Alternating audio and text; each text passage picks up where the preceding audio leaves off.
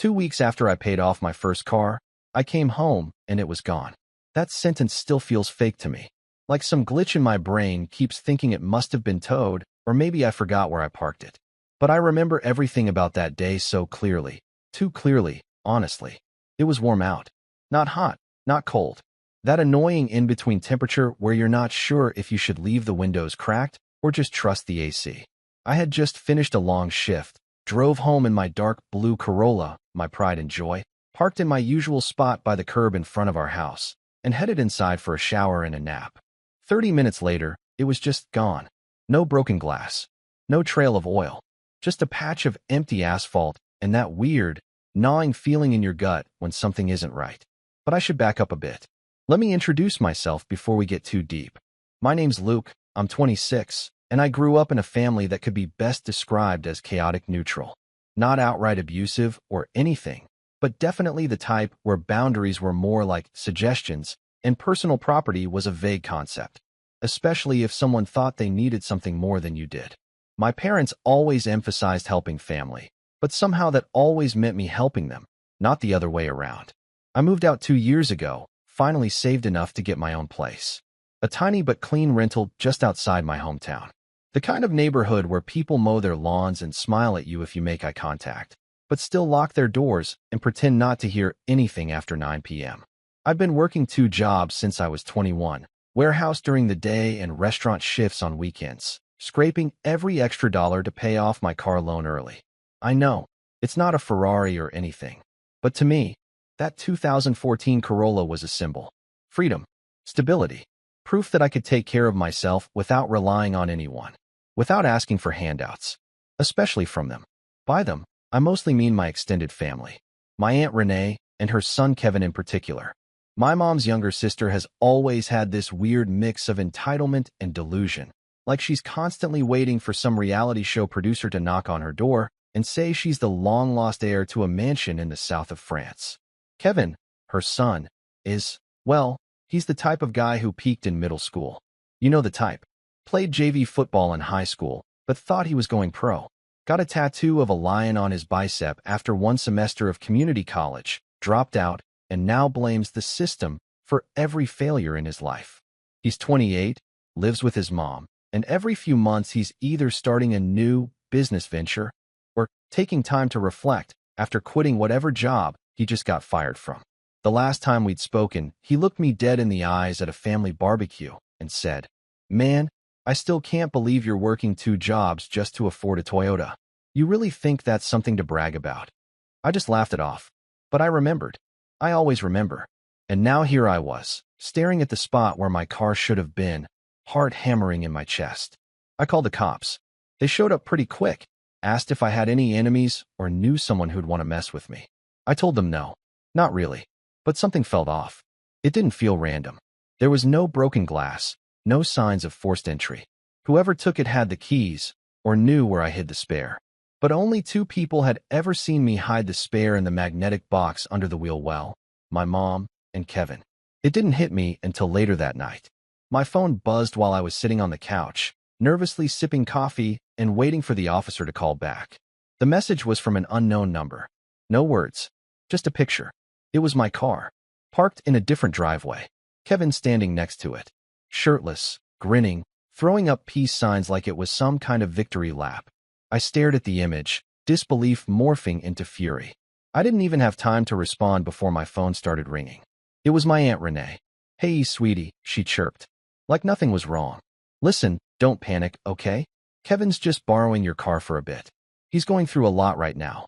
Starting fresh, you know? He deserves a break. I mean, you've got your own place now, right? You can manage without it for a little while." I sat there in stunned silence, phone pressed against my ear, trying to process what I had just heard. She said it like she was doing me a favor, like I was the unreasonable one for not wanting my fully paid-off vehicle to be stolen by a cousin who hadn't worked a full week in years. "You what?" I finally choked out. My voice cracked. I felt my jaw tighten. "Are you out of your mind?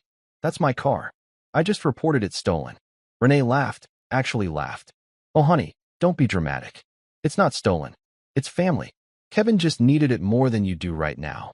We'll bring it back when he's back on his feet, promise." I didn't respond. I didn't yell. I didn't scream. I didn't even hang up. I just stared at the wall and let her keep rambling, my pulse in my ears, my mind racing. That voice in my head, the same one I'd learned to trust over the years, whispered one word. Prove it.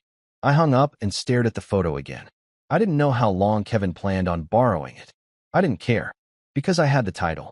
I had the registration. And now, I had proof. And what I did next? Let's just say, Kevin wasn't expecting a uniformed officer and a clipboard in his driveway the next morning. But I'm getting ahead of myself. That night, I didn't sleep. I paced. I rewound every interaction, every family get-together, every insult disguised as a joke, every time someone called me too sensitive for setting a boundary. I thought about the hours I'd spent working to earn that car, the nights I came home too tired to eat, the bags of fast food in my passenger seat, the quiet little smiles I'd make to myself every time I hit a green light, because that car was mine. And now they were treating it like it was some community bicycle. But it wasn't just about the car. It never is it? It was about respect. The kind that was never given to me freely. The kind I had to claw for in every room I stepped into with these people. And that night, something shifted. Because I wasn't going to ask nicely anymore. I was going to show them. But before I could do that, I needed a plan, and a name on the police report that would stick. And that meant visiting someone I hadn't seen in months, someone I'd deliberately avoided. My mother. Because if anyone knew exactly how deep this rabbit hole went, and how much my family thought they were entitled to, it was her. And what she said when I showed her the picture, it changed everything. I didn't want to go back. Not to that house. Not to the memories. Not to the old roles we all used to play like a script nobody bothered rewriting. But I needed answers. I needed to know just how far this went. If this was a one-time betrayal or something deeper, more deliberate. I wasn't naive enough to think Kevin acted alone. That smug photo, the way Renee talked down to me like I was some stubborn toddler throwing a tantrum, it all felt too rehearsed. So the next morning, I drove over to my mom's place. In my friend Matt's car, because mine was still at Kevin's. She lived about 20 minutes away from me in the house I grew up in, a modest two-story with faded yellow siding and a front porch that still had the same wind chimes from when I was 12. I used to like the sound of those chimes. Now they felt like a taunt, a reminder of how little things had changed here. Mom opened the door before I even knocked. I saw the police report, she said flatly, arms crossed, lips pressed into a thin line. You really called the cops on Kevin? There it was. Not, are you okay? Not, what happened? Not, I'm so sorry this happened to you. Just judgment. Disappointment. Like I was the one who stole something. I stepped inside without waiting to be invited, the weight of everything pressing on my shoulders like a storm cloud ready to burst. Yeah, I did, I said. Because my car was stolen. And I'm not going to let it slide just because he's family. She sighed, turning away like she couldn't even bear to look at me. You always make everything so dramatic, Luke. Kevin's had a rough year. He lost his job, his girlfriend kicked him out. So that means he gets to steal my car? He didn't steal it, he borrowed it. Renee said she tried calling you before he took it. That was a lie. I checked my call log. No missed calls. No voicemails. Nothing. Did she also tell you he sent me a picture posing with it like it was some kind of trophy? I asked, pulling out my phone and showing her the image again. That doesn't scream borrowed. That screams theft. She didn't even look at the picture. She just sat down on the worn floral couch and stared at the floor. You know how Kevin is. Yeah, that's the problem. I was shaking, not out of rage, but from something deeper. Hurt. That gnawing, bitter kind of hurt that only comes when people you love look right past you like you're invisible. Like what matters to you doesn't even register. I'd seen it before, too many times. Every Christmas where Kevin got the new gaming console and I got socks. Every family cookout where he got the last burger, even if I hadn't eaten yet. Every snide remark that went unchecked. Every time I succeeded at something and got met with silence. Or worse, resentment. It was always Kevin. Always. I remember once, when I was 15, I won a regional art competition. I'd spent months on the piece, a charcoal sketch of our neighborhood park from memory.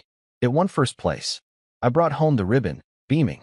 Mom barely looked up from her show. That's nice, she said. The next weekend, Kevin passed his driver's permit test on the third try and got a full party, cake, balloons, and $100 in cash. It wasn't just favoritism. It was erasure. And now it was theft. I stood in her living room, trying to keep my voice steady. So that's it. You're really going to defend him after this? She finally looked up at me. He just needs a win, Luke. I blinked. And what about me? I finally pay off my car. I finally get some stability, and the first thing that happens is he rips it away from me. And you're worried about him needing a win.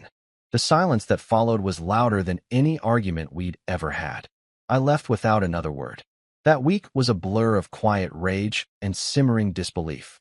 I worked my shifts like a robot, trying not to spiral. The police were moving slow, standard procedure.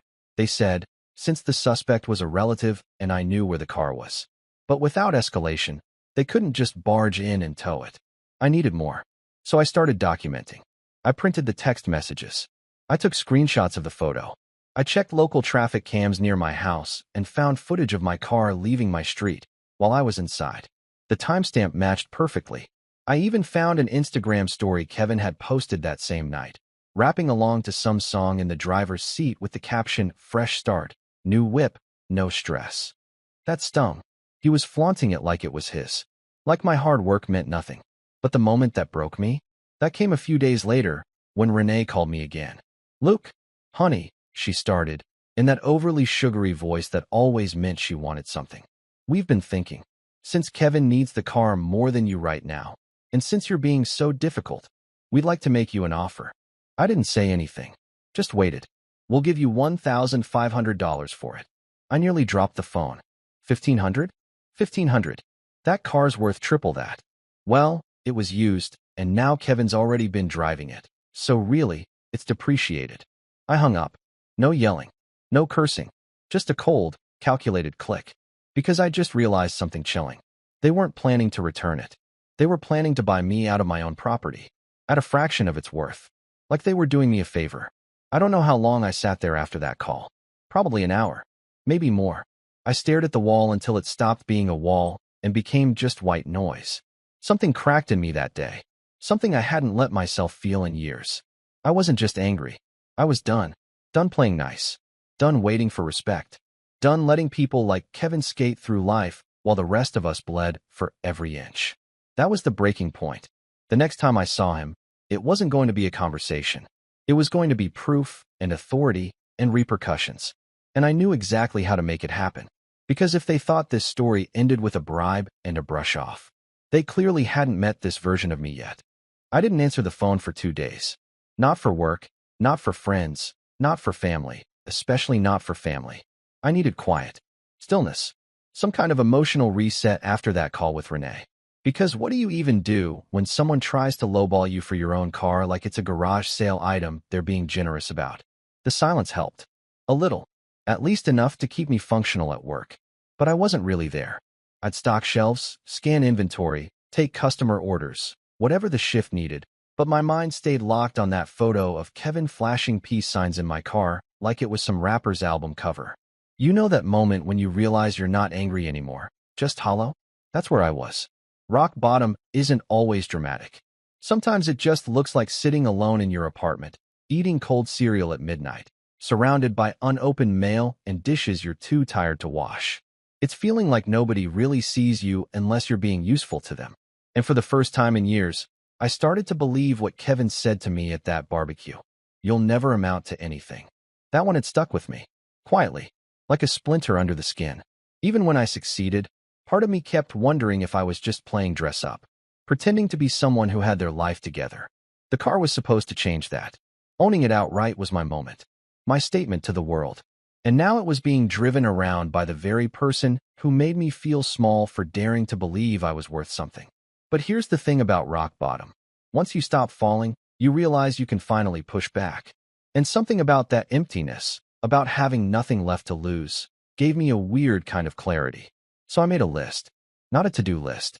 Not exactly. More like a prove them wrong list. Every petty insult, every time I'd been written off, every time I'd been told to let it go or stop overreacting, I wrote it down. Not out of spite, out of purpose. Because I needed to remind myself that my anger wasn't just valid, it was earned. And it could either eat me alive, or I could use it. So I started rebuilding. Not with some grand gesture, but with quiet moves no one saw coming. Step 1 was information. I called the DMV and confirmed that yes, the title was still in my name. Good. Then I went ahead and ordered a certified copy, just in case. I called my insurance company, reported the theft officially, gave them the incident number from the police. That started a whole paper trail. They told me to avoid confronting the thief directly again and to keep everything documented. No problem. I had screenshots, call logs, photos, the works. Then I visited the local magistrate's office, asked about how to proceed with a property recovery order. It took a few hours of waiting and some weird looks, but I walked out of there with a packet of forms and a clearer path. And while I was at it, I called a lawyer. I didn't know any offhand, so I asked a coworker who'd gone through a messy divorce last year. She recommended a guy named Mark DeLeon, small-time but sharp, and more importantly, affordable.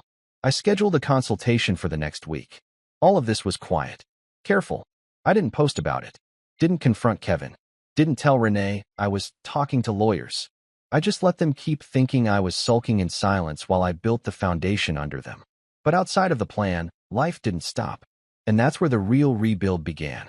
Because in all of this, I had been pouring every ounce of energy into getting my car back. But somewhere in that obsession, I had forgotten why I'd worked so hard in the first place. It wasn't about the Toyota. It was about me. I didn't just want the car back. I wanted to take back the version of myself who believed I deserved good things. So I started showing up for myself again. I stopped skipping breakfast. Doesn't sound like much, but those few extra minutes in the morning helped me feel human. I went back to the gym, even if it was just 20 minutes on the treadmill. Got a haircut. Started replying to texts from friends I'd been ignoring, not with long messages, but just enough to say, hey, I'm still here. One night, Matt, my coworker and the guy who lent me his car, invited me over to hang out. We ordered wings and played video games. Nothing deep, just dumb fun. But in the middle of it, he looked over and said, you know, I've never told you this, but I've always respected how hard you hustle. Like, you actually try. That's rare, man. I didn't know what to say. It hit harder than I expected. Not because it was some profound compliment, but because it felt genuine. And I couldn't remember the last time someone said something like that to me without an agenda. After he left, I sat on my porch and stared up at the stars for a long time. Maybe I'd let people like Kevin define me for too long. Maybe I kept trying to prove myself to a family that was never going to clap unless I failed. And maybe, just maybe, I didn't need their approval to matter. The next week was a turning point. I met with Mark, the lawyer, told him everything, start to finish.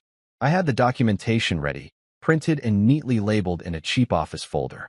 He listened, took notes, and asked sharp questions. When I finished, he leaned back and smiled. Luke, I've seen a lot of petty theft and family drama. This is a cocktail of both. But the good news is, you've got a solid case. You own the car. You've reported it. You've documented the unauthorized use. If we escalate it the right way, you're not just getting your car back. You might have a small civil suit for damages if he's caused any wear or devaluation. I blinked. Wait, I could sue him. If we wanted to, yes. But let's start with getting your car back. He explained how we could file for a writ of replevin, a court order to retrieve stolen property. It would take a couple of weeks, but once approved, law enforcement could legally show up at Kevin's and tow the car on the spot. No more phone calls. No more begging. Just consequences. And I'd get to be there. Something about that idea lit a fire in me. Not because I wanted to see Kevin squirm. Okay, maybe a little. But because it was the first time I'd felt like the system wasn't stacked against me. Like I wasn't crazy for being angry. Like the rules did apply, even to golden boys like him. Mark filed the paperwork, and we got a tentative hearing date. Until then, he told me to keep quiet, keep gathering proof, and avoid all contact. So I went back to work. Back to the gym. Back to me. And weirdly enough, I started to feel okay again. Even good. There's something powerful about having a plan. About waking up every day knowing you're not stuck, that you're doing something, that you're moving forward. I started sketching again in the evenings. Nothing fancy, just pencil on paper. Little scenes from memory, my street, the view from my old bedroom, a rusted swing set I used to play on. Art had always been my outlet, but I'd let it fade in the chaos. Now it was coming back, like a piece of myself I hadn't realized was missing. And here's the funny part. The less I focused on Kevin, the more power I took back from him. I wasn't chasing. I wasn't pleading. I wasn't explaining myself to people who had already made up their minds. I was just rebuilding. And for the first time in a long time, I started to believe I wasn't the broken one. They were. They were the ones who thought family meant control. That taking something and calling it love made it okay. That disrespect could be smoothed over with a laugh and a lowball offer. Not anymore. The day I got the call from Mark saying the court date was confirmed, I smiled so hard my cheeks hurt. It was set for a Friday. 2 weeks out. Enough time to prepare. Enough time for Kevin to keep enjoying his new whip. He had no idea what was coming. And what happened at that hearing? Let's just say it wasn't just the car that got put in reverse. Kevin didn't know it yet, but the game was about to flip. And this time, I wasn't reacting, I was orchestrating. After the call with Mark confirming our court date, something shifted in me again. Not like the slow, painful rebuilding I'd done in the weeks prior. This was something sharper, cleaner, purposeful. If part 3 of this journey was about healing, this was about precision. See, I'd spent years being the nice one in the family. The peacemaker. The one who stayed quiet when people said something out of pocket. The one who picked up the slack when others dropped the ball. The one who forgave before apologies were even offered. But now, I was done playing the role they wrote for me. It was time to rewrite the ending. The first thing I did was stop calling it getting my car back. I started calling it what it was, taking back what's mine. There's a difference. One is passive. The other is a declaration. Mark and I spent the next few days prepping everything we'd need for court. We had documents, timestamps, a witness statement from my neighbor who saw Kevin drive off that night, and even a printed copy of Kevin's Instagram story with the car. I'm honestly surprised you didn't already post this all online, Mark said during one of our meetings. This would have gone viral by now. I shrugged. That would have felt like stooping. I don't want drama. I want results. He nodded, a little impressed. Good. Because you're winning this one clean. But legal prep wasn't enough. I needed leverage. And more importantly, I needed witnesses.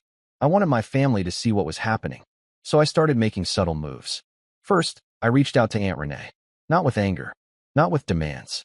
Just a carefully worded text that read, "Hey, just a heads up. I've got a legal hearing scheduled about the car. They'll be contacting Kevin soon. No hard feelings. Just letting the system handle it. No punctuation. No emojis. No haha. Just straight, factual, unsettling calm." Her reply came 4 minutes later. "Luke, you're seriously still doing this? He's going to give it back. You just need to calm down. This is such an overreaction." I didn't reply. 12 minutes after that, Kevin texted me for the first time in weeks. "Yo, what's this about court?" "Chill, dude, I said I was using it for a bit. We're family." I read it. Let it sit there with the scene mark. Then locked my phone. Because here's the thing. I wanted them to feel the silence. The old me would have explained myself. Would have tried to smooth it over. But now, I wanted them off balance. I let the tension do the talking. And while they were panicking, I kept planting seeds. The next move was family. Not all of them. Just the ones who had always floated in the middle. The aunts and uncles who didn't pick sides, but still showed up at holidays with casseroles and passive observations. The cousins who weren't close, but weren't hostile, either. I called my Uncle Ray first. He wasn't close with Renee, but he was respected. I told him what happened. Not emotionally. Not dramatically. Just the facts. He was quiet for a moment. Then said, "Wow. I had no idea.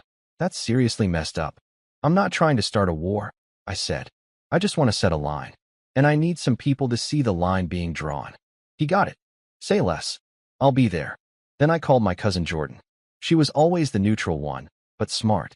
Knew when things were wrong, even if she didn't always say so. Same response. Shock. Support. Confirmation that she'd show up. By the end of the week, I had 5 family members planning to come to court with me. Not as angry protesters, but as quiet observers. Witnesses. People who'd never been asked to choose a side before. Kevin had always depended on that silence. That shrugging indifference. Not anymore. And then, I made the final move. I went to see my mom. I didn't want to, but something in me needed closure. Or maybe, confrontation. She opened the door and blinked like she didn't expect to see me. "Luke, I'm not here to argue," I said. "I'm here to tell you that this is happening. Court date's set. I've got everything I need. You don't need to come. But when it's over, I want you to remember that I gave you a chance to see this side of the story." She didn't respond at first. Just stepped back to let me in. I walked into the living room. Same couch. Same wind chimes tapping against the window. But something in the air felt different. Like a script had been burned. "I know you love Kevin," I said, standing in the middle of the room. And I'm not asking you to stop, but I need you to understand something. Loving him doesn't mean enabling him. And loving me doesn't mean ignoring what's been taken from me. She sat down slowly. I didn't know it had gotten this far. That's because no one ever asks how far it's gotten for me, I said. They just assume I'll get over it. She looked up at me then, really looked. And for the first time in a long time, I saw something behind her eyes that looked like guilt, maybe regret. I'm sorry, she said quietly. I didn't mean to minimize what you're going through. I didn't say it's okay, because it wasn't. But I nodded. That was enough. The days leading up to court passed slowly. Every morning, I checked my email for updates. Every night, I sat on my balcony and breathed in the cold air like it was fuel. Kevin, meanwhile, went radio silent, probably realizing this wasn't just another family spat that would get smoothed over by potlucks and denial. I could only imagine how he was spinning the story in his head. Luke's overreacting. It's not like I stole it. He's just bitter I'm not working some dead-end job. But it didn't matter anymore. Because the day before court, I drove past his house, slowly, carefully, and saw my car still sitting in the driveway. Same dent in the passenger side door. Same air freshener hanging from the mirror. Still mine. And soon, it would be mine again. But this time, Kevin wouldn't just be losing a car. He'd be losing the illusion that there were no consequences for stepping on me. And the family? They were going to watch it happen. I parked around the corner, turned off the engine, and just stared at it. The silence inside my friend's borrowed car felt heavier than ever. Not sad, not angry, just calm. Because for the first time in years, I wasn't the underdog anymore. I was the reckoning. And tomorrow, the setup would pay off. Court was set for 10 a.m. on a Friday, but I was outside the courthouse by 9:15, coffee in hand, folder under my arm, and the clearest head I'd had in months. The courthouse wasn't flashy. Beige walls, squeaky linoleum floors, and fluorescent lights that buzzed faintly overhead. It smelled like paper and coffee and nerves. I wasn't dressed like I was trying to impress anyone. Just slacks, a button-down, and that quiet confidence that comes from knowing you're about to win. One by one, my witnesses showed up. Uncle Ray, with his no-nonsense stare and arms folded like he was ready to bench press the entire courtroom. Jordan, who gave me a soft hug and said nothing, but I could feel the support. My coworker Matt even swung by, just to wait outside with me.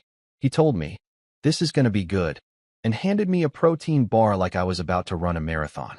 At 9:58, Kevin arrived. Late, of course. He walked in wearing a zip-up hoodie, faded jeans, and that same smirk he always wore when he thought he had the upper hand.